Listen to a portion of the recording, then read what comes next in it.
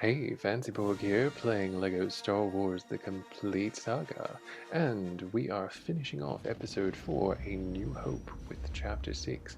We've just escaped the Death Star with Princess Leia, now we're rocketing away on the Millennium Falcon.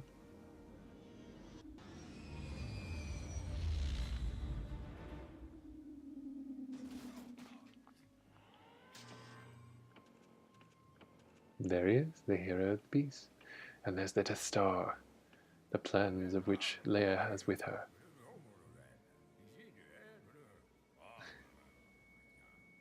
I love the little talkie sounds. It's actually a really impressive visual.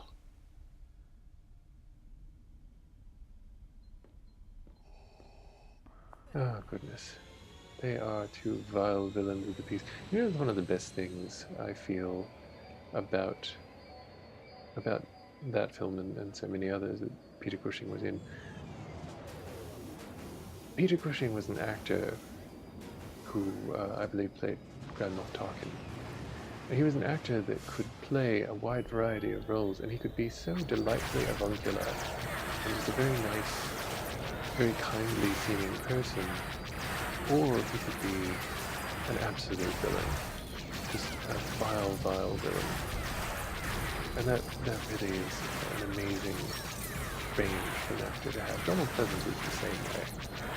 He could play this, and sometimes even in the same role, which was remarkable, he could play a remarkably avuncular character, or he could play a character that is just an absolute vile human being. Tremendous range on these actors. Of course, it's kind of toned down and obviously not the actors themselves in this, but it is really kind of exciting to see. Goodness, but there's lots to keep track of. Of course, it's a lot of the same in more modern LEGO games. And I think that the more modern ones have a bit... I don't want to say they have too much going on, because I feel like in many ways this game had a problem with too much going on. But not like too much always in the bad sense, it was just that they were trying a lot of new things, which at the time they hadn't tried in any sort of game, because these were the first LEGO tie-in franchise games. But now, you know, I played like LEGO Star Wars The Force Awakens, for example, and it has really tuned up on the frustration element, at the very least. But it's also introduced new things that in some ways have also become frustrating, which is unfortunate. It's a fantastic series, of course, and I absolutely love to play the LEGO Star Wars games. But when you look back at it, you know, it can be kind of frustrating, annoying at times to play certain levels or certain episodes, certain chapters in the game. I dearly love them, and they are my favorite way to experience the Star Wars universe. But there are still some really annoying parts to it, unfortunately. Like, for example, sometimes you get caught in explosions for no good reason.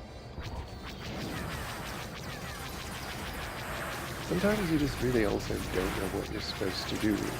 You don't know what's expected of you by the game, and sometimes things will just open up, seemingly at random, that have little to no reason to actually do that, or at least no obvious reason. You know, maybe you accidentally or incidentally did something you're not really aware of doing. Yeah, see, I don't actually know what I'm supposed to be doing here, unfortunately. But it appears that there is, aha! Yeah, you can at least follow those red lines to their sources, and that helps a lot. But then there are things like that, like damage from literally nowhere. I had no idea what was going on there, or that I was taking damage. And in part it's because the visuals are so busy, like there's just so much going on screen. And the way that it's done, it doesn't make it easy to distinguish what you really need to look at or be careful of. In that way, it's kind of similar to some of the bullet hell games, where you play them and you're not really exactly sure what you should be worried about taking damage from. And of course, some of them, that's how they're designed. I think it's become a lot more forgiving in subsequent incarnations of the LEGO Star Wars games, which I am grateful for. Part of me does still kind of prefer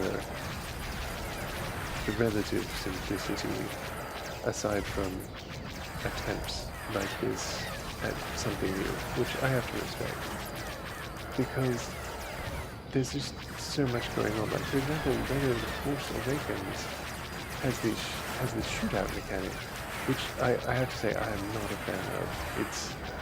It tries too hard to be like a shooter, and that's just not something that I feel was particularly needed or wanted in the LEGO games. But I think just about every LEGO Star Wars game tries something new, or it tries to be novel in some way, or improve some mechanic that exists in the series or was tried in some other series. And see, there it is again. See, these things pop up, and I don't even know why or where. But, you know, get too close off screen to something, and unfortunately you're getting blown up. But at the very least, I can't say that they're unfair with their unlockables, because you can unlock invincibility cheats in all the LEGO games, which is very nice. I think these are elite stormtroopers. I know that there are Death Star droids that look similar to them, but I'm pretty sure at this point they didn't have battle droids. I think that was gradually done away with, which is why the Clone Wars in fact was so noteworthy, I guess you could say, because they marked a time when, instead of ultimately kind of disposable robots, you had people that were regarded as disposable. And similar to The Force Awakens, you have pursuit by Imperial vehicles here. But the thing about it is that in The Force Awakens, one of the ways that they improved the mechanic, which I quite like, is that it shows you where they're targeting. So you can dodge their fire, and then you can swoop around and try and avoid them and avoid the dangers. Although I don't remember in The Force Awakens being able to swoop around from front to back and actually fire them. You just had to keep avoiding them, which is kind of, there's a positive there and there's a negative there, because personally I would rather not have the problem of people firing on me instead of being able to dodge them better.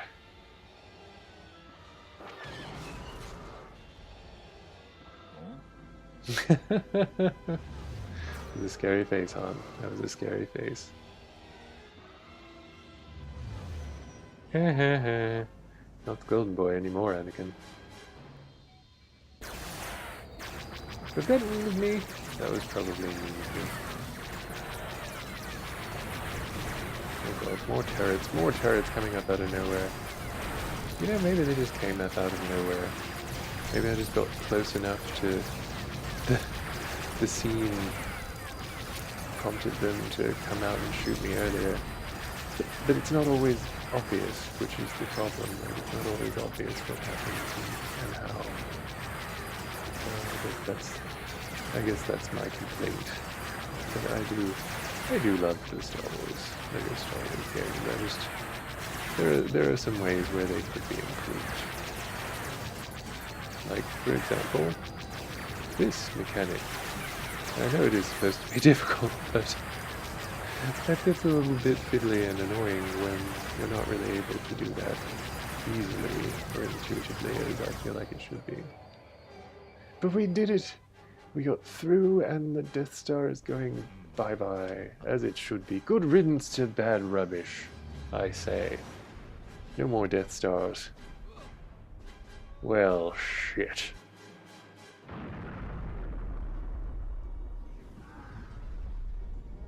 That's kind of horrifying if you think about it. Oh my god, Chewie.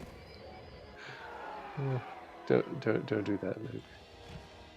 See, that's what that leads to. That's what that kind of flying leads to.